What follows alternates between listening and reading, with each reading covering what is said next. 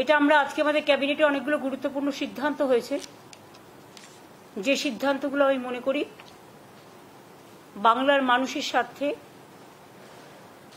এবং জেলাগুলোর স্বার্থে সবার জানা উচিত। সেই জন্যই এটা আমি সবসময় ক্যাবিনেট মিটিংয়ের পরে আসি না, দু একটা ছোটোখাটো সিদ্ধান্ত বা বড় সিদ্ধান্ত হলে অন্য কাউকে দিয়ে বলাই, কিন্তু আজকে এসেছি তার কারণ আছে। আজকে আমাদের ক্যাবিনেট মিটিংয়ে আপনারা জানেন আমরা দ্রুত শিল্পায়ন আমাদের একটা লক্ষ্য আছে, এবং মোর অ্যান্ড মোর কর্মসৃষ্টি, যেটা আগেও আপনারা দেখেছেন বিজিবিএস হওয়ার পরেও অনেকগুলো ইন্ডাস্ট্রি আমরা ছেড়ে দিয়েছি, তারা প্রসেসে তৈরি করছে। এছাড়াও সজ্জন জিন্দাল থেকে শুরু করে সোলার পাওয়ার থেকে শুরু করে এগুলোও আমি নিজে গিয়ে উদ্বোধন করে এসেছি। আজকে আমরা পুরুলিয়ার যে রঘুনাথপুর, যেখানে আমরা জঙ্গল সুন্দরী কর্মনগরী করেছি, এখানে রঘুনাথপুরের জঙ্গল সুন্দরী কর্মনগরী, দুর্গাপুরের মানগাপুর, বর্ধমানের পানাগড় সহ বিভিন্ন ইন্ডাস্ট্রিয়াল পার্ক যেগুলো আমাদের WBIDC তৈরি করেছেন, সেখানে 10টা ইন্ডাস্ট্রিয়াল প্লট বিভিন্ন কোম্পানিকে বরাদ্দ করার সিদ্ধান্ত নেওয়া হয়েছে। এই 10টি প্লটে মোট জমির সংখ্যা হচ্ছে 2515 একর। কোম্পানিগুলো যথেষ্ট বড় বড়। এখানে 25,000 কোটিরও বেশি বিনিয়োগ আসবে এবং প্রায় 70,000-এর ওপর মানুষ ডাইরেক্ট এবং ইনডাইরেক্ট তারও বেশি কর্মসংস্থান তৈরি করবেন। এছাড়াও এবং এগুলোর ম্যাক্সিমাম হচ্ছে স্টিল ইন্ডাস্ট্রি। স্টিল ইন্ডাস্ট্রির মধ্যে বড় বড় ইন্ডাস্ট্রি পড়ে। আরও একটা বড় কাজ আমরা করেছি, সেটা হচ্ছে আমরা West Bengal small scale industry থেকে আমরা MSME ভারতবর্ষের নাম্বার 1, এবং আমরা এখানে আজকে 15টা ইন্ডাস্ট্রিয়াল এস্টেটে মোট 43টা মাইক্রো এবং স্মল স্কেল ইন্ডাস্ট্রি করবার জন্য আজকে অ্যালট করলাম। এগুলো সবই জেলায় হবে, কয়েকশো কোটি টাকা বিনিয়োগ হবে এবং জেলায় জেলায় কর্মসংস্থান হবে। আপনারা জানেন MSME-তে আমি আগেই বলেছি আমরা দেশের প্রধান। এখানে প্রায় 90 লক্ষ ইউনিটে আমাদের 1,40,00,000 মানুষ কাজ করেন। 660টার বেশি ক্লাস্টার আগেই ছিল। আরও অনেকে জমি চাইছেন। বেঙ্গলে ইন্ডাস্ট্রিয়াল গ্রোথ ভীষণ চাহিদা আছে। আমরা যতটা পারছি প্রসেসগুলো করে, জমিগুলো দেখে, ক্রস চেক করে, সময় নিয়ে সব জায়গা থেকে ক্লিয়ারেন্স করে তারপরে করছি। এছাড়াও আপনারা জানেন যে আমি বলেছিলাম যে এছাড়াও আমরা বলেছিলাম যে আমরা 23টা জেলায় সেলফ হেল্প গ্রুপের নিজের কাজ বিক্রি করবার জন্য আমরা 23টা জেলায় 23টা শপিং মল করব। শপিং মল বা big market, this type of. Government 1 acre জমি দেবে বিনা পয়সায়, প্রাইভেট পার্টি তারা বিল্ডিং করবে এবং সেখানে 2টো ফ্লোর আমি জমি দিচ্ছি বলে আমাদের সেলফ হেল্প গ্রুপকে বিনা পয়সায় দিতে হবে। 2টো ফ্লোর আমরা পুরো সেলফ হেল্প গ্রুপ লোকাল জেলায় যে জিনিসপত্রগুলো হাতে তৈরি করেন তারা অনেক সময় মার্কেট পান না, এটা পার্মানেন্ট একটা মার্কেট পেয়ে যাবে। 23টা জায়গার মধ্যে 23টা জেলার মধ্যে আমরা আজকের নিয়ে আমাদের 23টার মধ্যে 11টা জায়গা আমরা ক্লিয়ার করে দিয়েছি। এরপরে প্রসেস হচ্ছে যা যা সিস্টেমে হবার সেগুলো হবে। আরও 12টা প্রসেসে আছে। এটা হয়ে গেলেও সব জেলাগুলো কভার হয়ে যাবে। আজকে যে জেলাগুলো ক্লিয়ার করা হয়েছে, পুরুলিয়া জেলা, দার্জিলিং জেলা, বাঁকুড়া জেলা, কুচবিহার জেলা, হাওড়া জেলা, জলপাইগুড়ি জেলা, ঝাড়গ্রাম জেলা,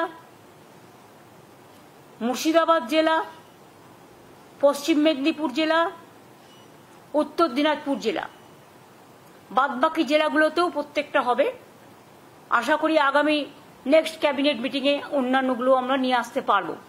এছাড়াও দীঘায় যেহেতু একটা জগন্নাথ ধাম হয়েছে বড়, ওখানেও অনেকে কেনাকাটা করতে চায়, বা ইন্টারন্যাশনাল ন্যাশনাল মার্কেট আছে, স্টেটের মার্কেটও আছে, লোকাল মার্কেটও আছে। ওখানেও একটা ভালো জমি আমরা খুঁজছি, পেয়ে গেলে ওখানেও একটা বড় বাজার আমরা তৈরি করে দেবো।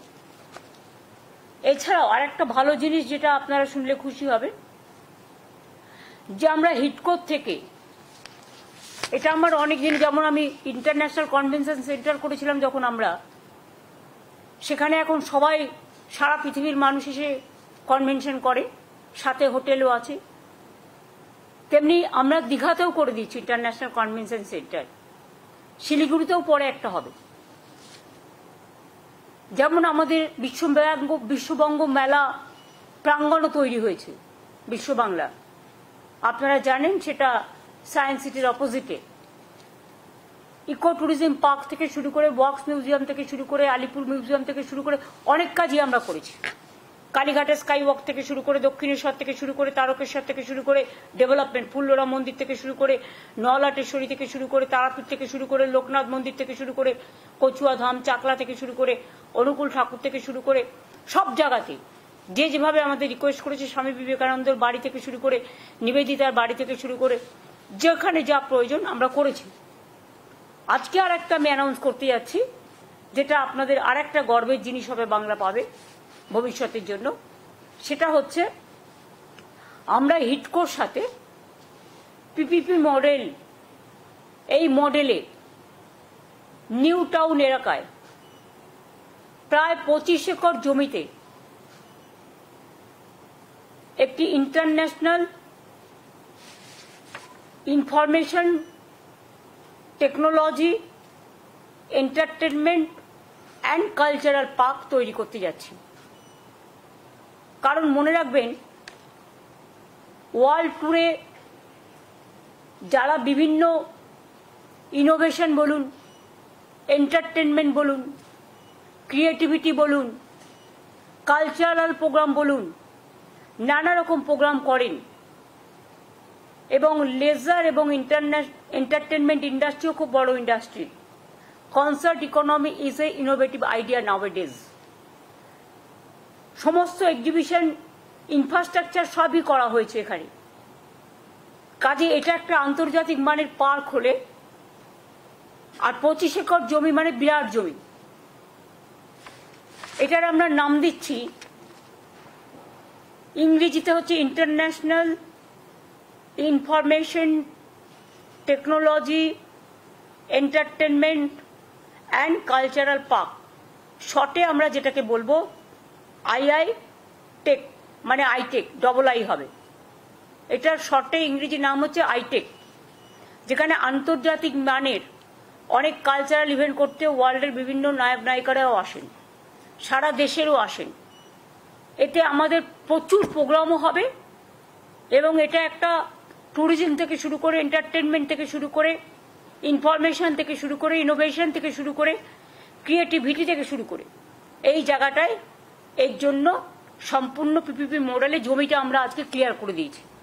25 একর জমি, জায়গাও ঠিক হয়ে গেছে। এখন বাদ বাকি যা প্রসেস আছে টেন্ডার করার, সেগুলো করে এটা আমরা পিপিপি মডেলে করব। আর এর বাংলা নামটা হবে বিশ্ব অঙ্গন। কি মুখে হাসি নেই? আপনারা তো প্রোগ্রাম দেখতে যাবেন, কভার করতে যাবেন, শুধু কি একটা খবর দেখলে, নেগেটিভ খবর দেখালে লোকে দেখে না? এইসব বড় বড় আন্তর্জাতিক মানের প্রোগ্রাম দেখতেও লোকে ভালোবাসে। আমার কাছে অনেকদিন ধরেই এর একটা ডিম্যান্ড ছিল, কিন্তু এক লব্ধে কলকাতার কাছাকাছি 25 একর জমি খুঁজে পাওয়া, এত কিছু করার পর, ইট ওয়াজ এ ম্যাটার। তাই আমরা বিজেপি এসের পর থেকে এটা খুঁজতে চেষ্টা করি, এবং আজকে এটা আমরা সফল হয়েছি। আমরা জমিটা ক্লিয়ার করে দিয়েছি। এরপর আমাদের পিপিপি মোডে আমরা টেন্ডারে যাব, বা যা প্রসেস আছে তাতে যাব। তাহলে ইংরেজিতে শর্টেজ নাম হচ্ছে আইটেক পার্ক, আই ডবল আই, যেহেতু ইন্টারন্যাশনাল আছে, ইনফরমেশন আছে, আর টিতে টি আছে, এন্টারটেনমেন্ট আছে ই, আর কালচারালে সি আছে। সুতরাং ইংরেজিতে শর্টেস্ট ফর্ম হচ্ছে আইটেক পার্ক, আর বাংলা এটার নাম হবে বিশ্ব অঙ্গন। হয়েছে? এছাড়াও আচ্ছা, মাইক্রো তো বলে দিচ্ছি। তাছাড়াও আর একটা আছে, যেটা হচ্ছে আমরা বলেছিলাম যে বিশেষ করে গ্রুপ সি গ্রুপ ডি যারা মাইনে পড়ি পাচ্ছে না, তাদের সংসার চালাতে খুবই অসুবিধে হচ্ছে, এবং কোর্টে যেহেতু কেসটা পেন্ডিং আছে, সাবজুডিস আছে, আমরা রিভিউ করেছি, অ্যাপ্লিকেশন করেছি রিভিউয়ে। যখন কেস হবে তখন মাননীয় আদালত যা আমাদের আদেশ দেবেন সেভাবেই আমরা করব, কিন্তু ততদিন এই সংসারগুলো কি করে চলবে? তাই আমরা যে সিদ্ধান্ত আপনাদের জানিয়েছিলাম একটা মিটিংয়ে, যে আমরা গ্রুপ সিকে আমরা এর জন্য একটা স্কিম তৈরি করেছি। কারণ এখানে তো কথায় কথায় পিল খায় সব।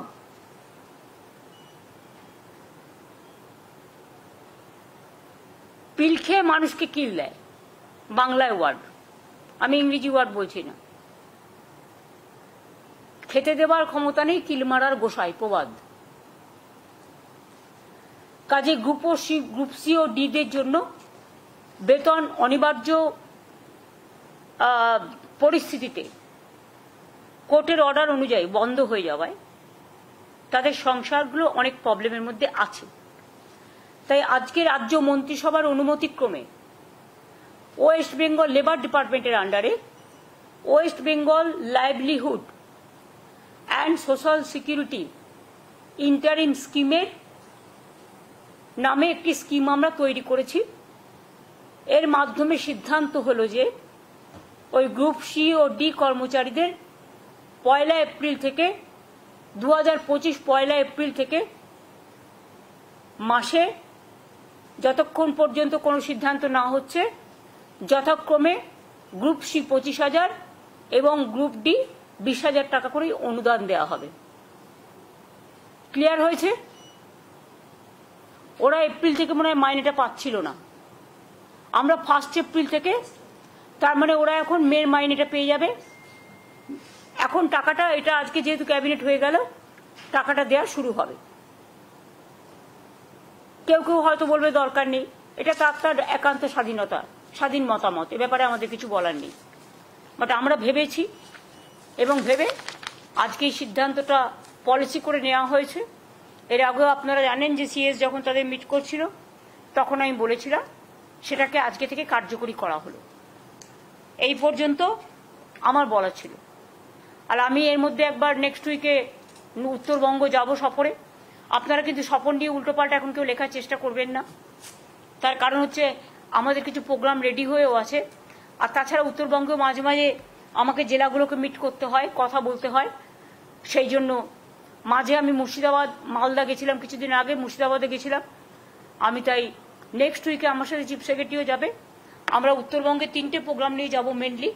একটা হচ্ছে চেম্বার্স বা ইন্ডাস্ট্রি যারা আছে, একটা সিনার্জিক প্রোগ্রাম হবে 20 তারিখে, 20 তারিখ বেলা 4টে, এই 19 তারিখে, সরি সোমবার।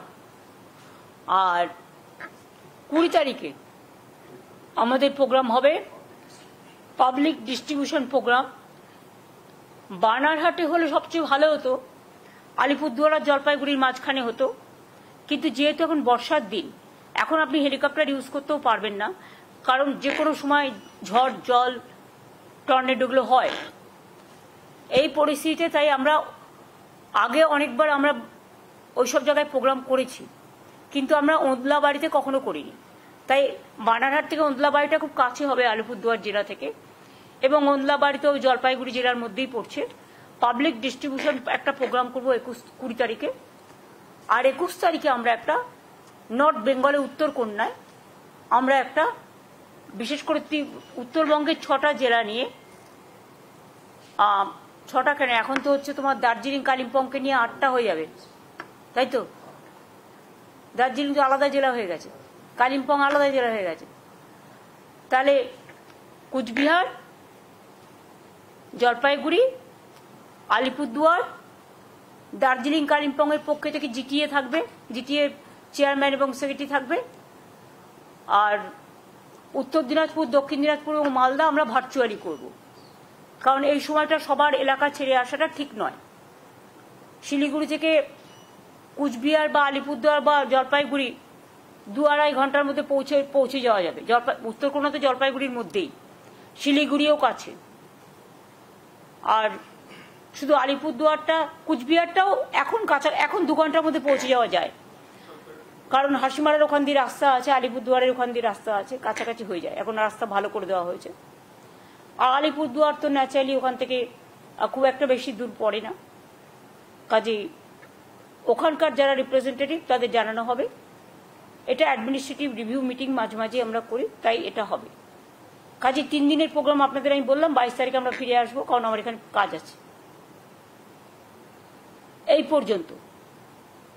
বাদ বাকি ন্যাচারালি আপনারা অনেকেই বলছেন আমফানের মতো সাইক্লোন হতে পারে, এটা হতে পারে, ওটা হতে পারে, বাট সবটাই ঠিক নয়। আবার প্রাকৃতিক দুর্যোগ তো আমাদের হাতেও নেই, কাজেই সব জায়গাটাই নজর রাখতে হয়। তাছাড়াও আমাদের কালকে একজনকে বর্ডার থেকে তুলে নিয়ে যাওয়া হয়েছে।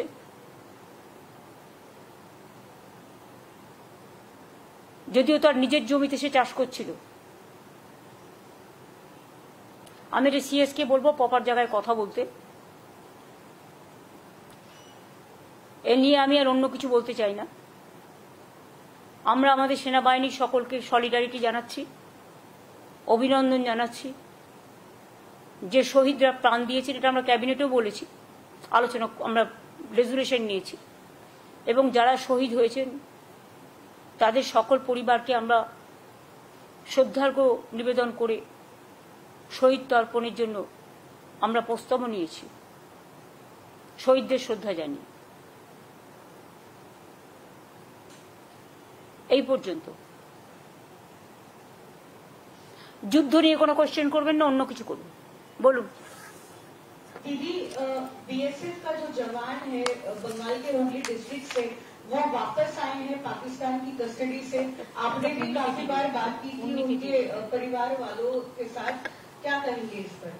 देखिए, पूनम साहू जो हमारा बीएसएफ का जवान है, उसको बॉर्डर से ले गया था पाकिस्तान ने, जब हमारा ये पहलगांव का बाद जो शुरू हुआ था।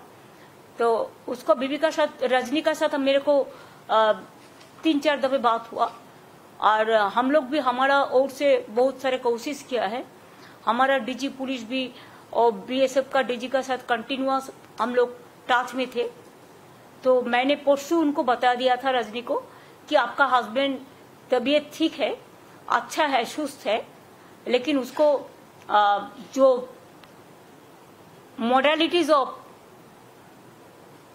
ऑपरेंडी जो करना है रिलीज करने के लिए, उसको लिए थोड़ा टाइम वो लोग मांगा है। और परसों जो मीटिंग था, वो मीटिंग में ही मैं ये बात को रखने के लिए रिक्वेस्ट किया था। तो वो लोगों ने बात भी किया, और कल भी वो लोगों को बात हुआ। इसको ऑपरेंडी क्या होगा इसके लिए तो प्रोसेस होता ही है, इसको तो टाइम देना चाहिए। तो आज सुबह में रिलीज हो गया, मैंने बहुत खुश हूँ, उसका परिवार भी खुश है, देशवासी भी खुश है। हमारा और भी अगर कोई रहे वो भी वापस आए, हम चाहते हैं। जब ऐसा कुछ होता है तो इसमें इसका सिस्टम ही है, वापस देते हैं, वापस लेते हैं।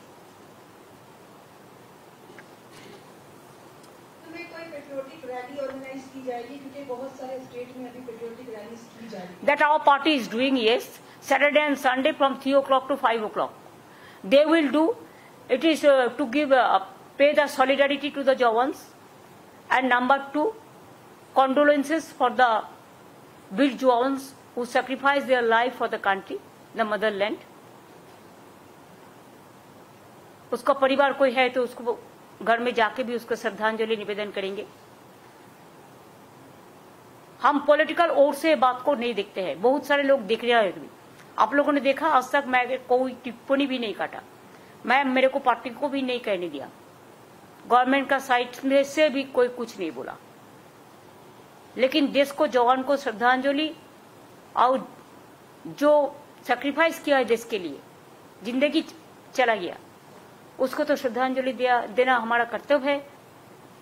শহীদ বীরদের সম্মান জানিয়ে এবং সেনাবাহিনী যারা লড়াই করেছেন সেনাবাহিনীকে সম্মান জানিয়ে আমাদের দলের পক্ষ থেকে 3টে থেকে 5টা পর্যন্ত শনিবার এবং রবিবার সব ব্লকে কলকাতার প্রত্যেকটা ওয়ার্ড সহ আরবান এরিয়ার সব ওয়ার্ড সহ গ্রামাঞ্চল সহ সব জায়গাতেই সম্মান জানানো হবে।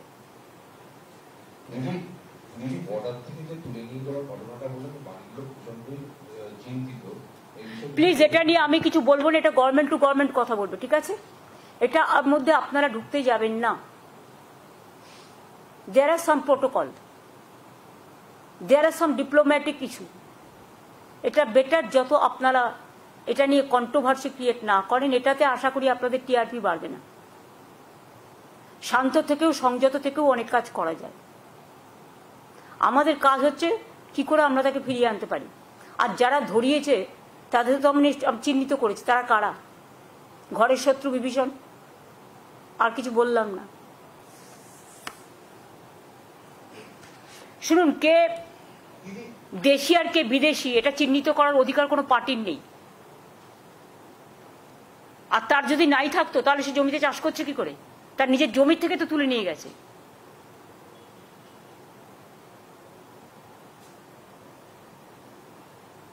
আর তুলে দিয়েছে কারা?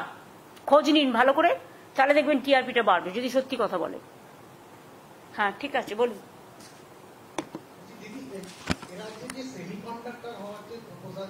সেগুলো already on process, already on process. Ukraine ইয়েছে আপনারা জানেন 2টো প্রপোজাল ছিল এবং that is already on process. একটু শিল্পটাকে ঘিরে এই যে শিল্পের একটা আলয় তৈরি হয়েছে, সবসময় আমি দেখি নেগেটিভিটি এত বেশি আপনাদের মধ্যে। সরি, আমি সবাইকে বলছি না, কিন্তু মানুষ কখনো কখনো পজিটিভিটিটাও চায়। পজিটিভ খবরগুলো তো দেওয়ার চেষ্টা করুন। যা বলে দেবে তাই করতে হবে, আর অন্য কারোর কথার কোনো দাম নেই। Thank you so much.